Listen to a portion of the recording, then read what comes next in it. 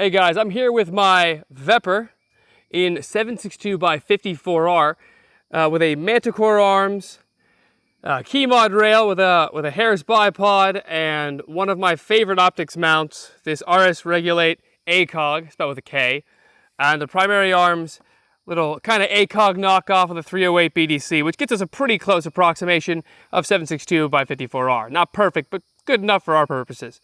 And as you can see, it's a square back VEPR that I threw on some Magpul furniture on. It's a little tacticaled out, but what's really unusual looking about the setup right now is on the very end, I've got a Yankee Hill Machine flash hider. And the biggest reason you'd want to use one of those flash hiders is because it's a quick detach mount for a sound suppressor. That's right, we've got this Yankee Hill Machine, complete with spider apparently, Yankee Hill Machine Titanium Phantom, which, let me check the action. Action's clear. Goes on. This flash hider on top is a 14mm left hand threaded, and this is a right hand twist. So when you put this flash hider on, you want to make sure it's on there really good.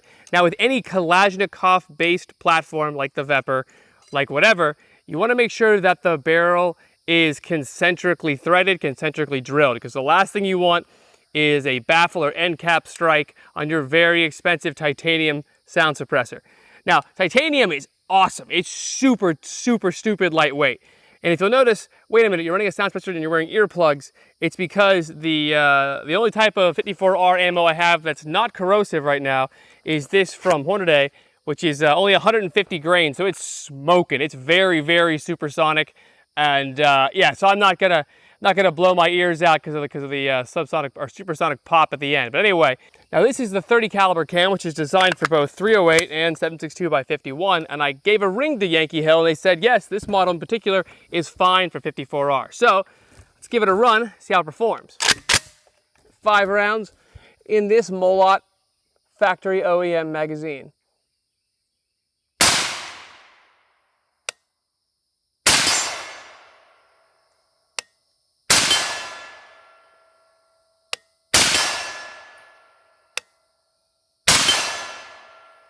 Woo! That is a gassy, gassy, gassy gun.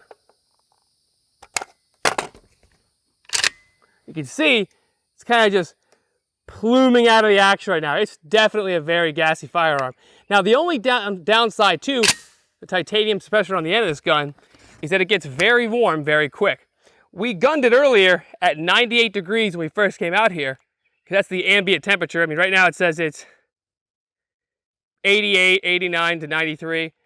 The can, after 5 rounds of 54R, is at 178 degrees Fahrenheit. It gets hot very quickly. It's because the specific heat of titanium is such that the heat quickly dissipates into the material. So it gets very hot very quick. And that's why I'm very glad that Silencer Shop provided not only the can itself, but also one of their stylish oven gloves, which is meant specifically, woo! Wow, it is smoking hot right now. Woo! This thing is no joke. It comes right off and leaves the original flash hider on there. And this design is set up so that a lot of the carbon fouling doesn't get into the threads itself, so it shouldn't carbon lock on there. And if you've ever ran a suppressor, especially on a select fire weapon, that device can get pretty much permanently on there.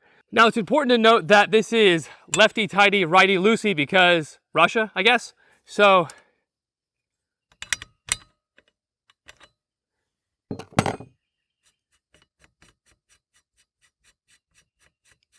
and before anybody gives me crap for it, let me triple check. It is still empty. A bullet did not materialize inside the chamber. Now, it's pretty impressive that it can actually tolerate 54R, because 54R versus 308 or 762x51 is actually nominally larger by like 3/1000ths of an inch, which under most machines not a big deal. But if the diameter of the flash hider or the end cap on the suppressor is smaller than the diameter of the bullet, bad things happen. So it seems like it can tolerate 54R with slow fire pretty decently. But let's try something with a slightly greater volume of fire.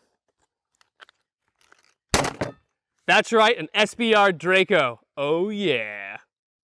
So I'll get this muzzle device on there first, and let me toss this mag out. We are clear. And I would obviously lock the action open if I could, but it is an AK, so that's not really an option without some aftermarket customization on the gun. So, there we go. It's decently on there, and then to make sure that I don't lock the two devices together, get that little extra Gorilla Titan.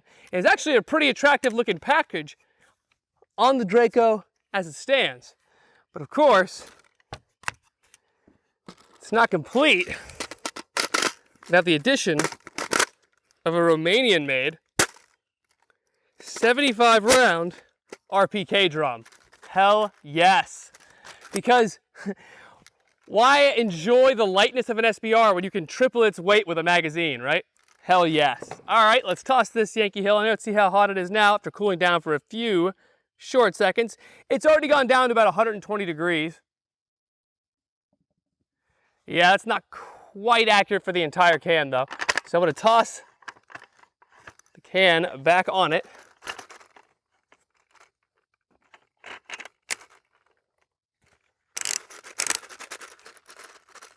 And we'll go down range and put some rounds on target. All right, so I'm a few more feet down range. I've got this Draco SBR with a Manticore Arms transformer rail with the frag patterns on the side and a BCM foregrip, Romanian drum mag, Yugoslavian M90 pistol grip, and some kind of folder that I don't even know who makes it. But what's important is we're about to test this Yankee Hill machine sound suppressor under a much larger duration of fire. So let's see.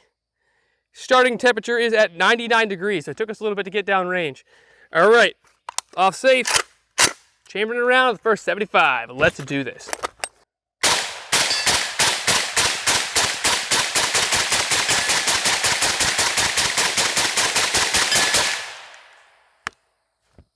Got a malfunction.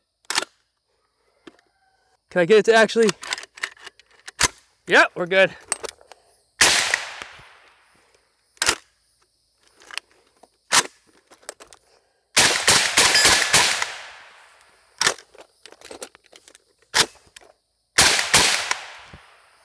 This drum, not working so good.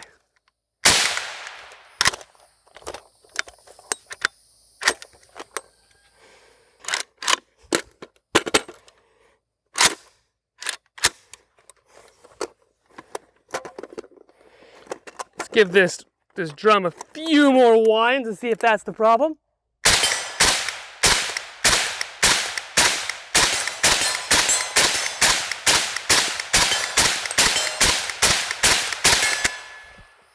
Incredible amounts. We're clear. Incredible amounts of blowback right there in my face. All right, let's temperature gun this guy and see how it's doing. The suppressor has hit 550 degrees. I'm seeing ever so slight amounts of discoloration on the end. But I mean, we had what, 5, 6 malfunctions right there? Seems like the drum needed to be wound a few more turns, but afterwards, it was fine. Now, given you could literally cook bacon on this right now, which is pretty wild. Let's see if we can get a close-up shot. Now, you can see the distortion around it. It is boiling hot right now, like literally more than boiling. It's over 500 degrees Fahrenheit, so it is like stupid warm right now. It makes me wish I had an egg to go fry on it, because I probably could. But what's cool is, well, A, not the handguard, but the pistol grip attached to the handguard is comfortable. And while we had some malfunctions there, the can did not pop, the can did not fail, and I didn't see a difference in sound performance or in cycling rate at all. Like, it was cycling pretty much the same all the way through. Now, given I wasn't firing in full auto, and if I were, I'd be able to see a cyclic difference of either the rate accelerate or decelerate. But overall, pretty badass little can. I mean, if most people aren't going to do mag dumps with an AK pistol through their sound suppressor, but if you need to, the Yankee Hill Machine Titanium Phantom is up to the task. Thanks, guys. Don't forget to like, comment, and subscribe for more burst reviews.